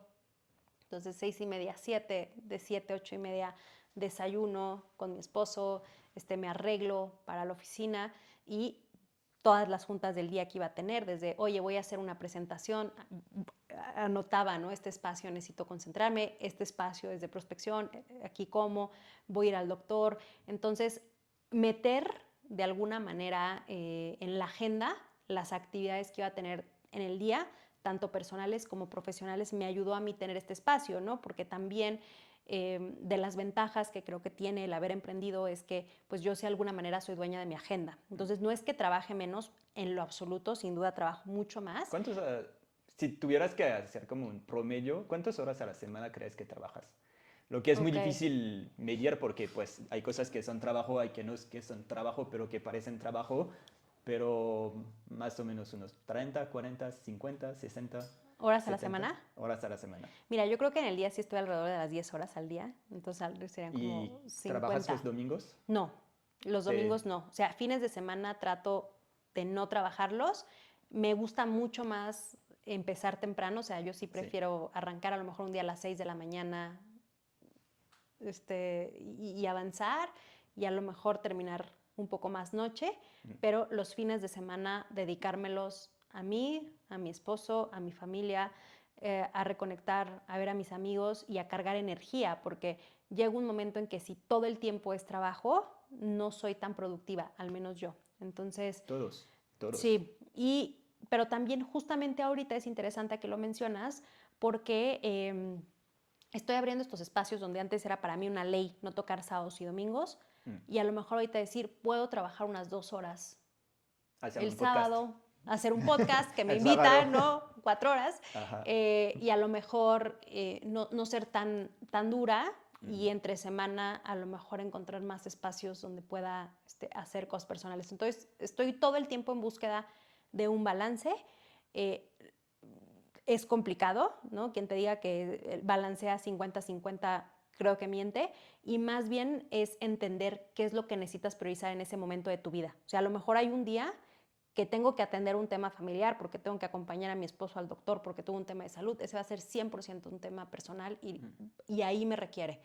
Y si hay, por ejemplo, un evento o necesitamos levantar una ronda y necesito trabajar el fin de semana, 100% voy a estar dedicada a eso y voy a tener 0% tiempo para temas personales. Entonces, creo que el entender que no hay balance, pero saber cómo te sientes cómoda tú dándole tiempo a las cosas que son relevantes o importantes para ti, es lo que te va dando este balance.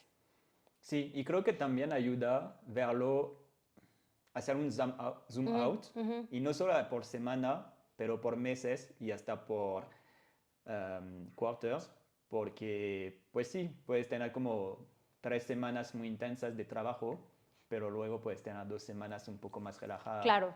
Yo lo veo, voy a Francia al final del año, pues sé que los 3 meses que vienen va a ser un balance, nada equilibrio, y va a ser mucho trabajo, mucho profesional, pero justo porque sé que estas semanas en Francia quiero trabajar mucho menos y dedicarle más tiempo a mi familia y mis amigos.